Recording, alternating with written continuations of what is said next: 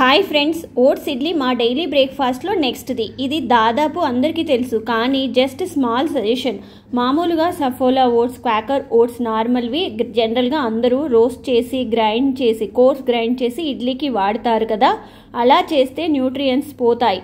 So only rolled oats or whole oats అని మార్కెట్లో దొరుకుతాయి. అవి మాత్రమే రోస్ట్ చేసి గ్రైండ్ చేసుకోవచ్చు.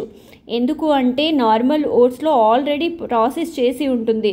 సో ఉండేదే తక్కువ ఫైబర్.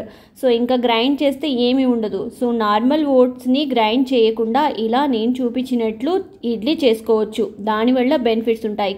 కానీ ఈ ఓట్స్ ఇడ్లీ అందరూ అన్ని వీడియోల్లో చూపించినట్లు పొంగటం కానీ, నార్మల్ రవ్వ ఇడ్లీ అంత సాఫ్ట్గా కానీ ఉండదు.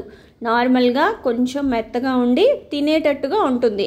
నార్మల్ రవ్వ ఇడ్లీ కంటే, రవ్వ మినపప్పు కలిపి పెట్టుకున్న ఇడ్లీ కంటే ఈ ఓట్స్ ఇడ్లీ చాలా మంచిది హెల్త్కి. ఫైబర్ ఎక్కువగా ఉంటుంది, ప్రోటీన్స్ ఎక్కువగా ఉంటుంది, త్వరగా డైజెస్ట్ అవుతుంది. సో హెల్త్కి చాలా మంచిది.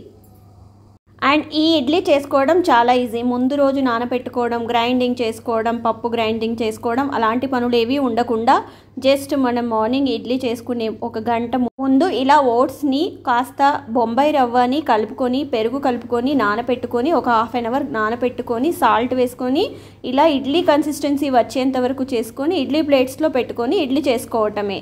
చాలా tasty and healthy breakfast oats idli ready చేసేసుకోవచ్చు.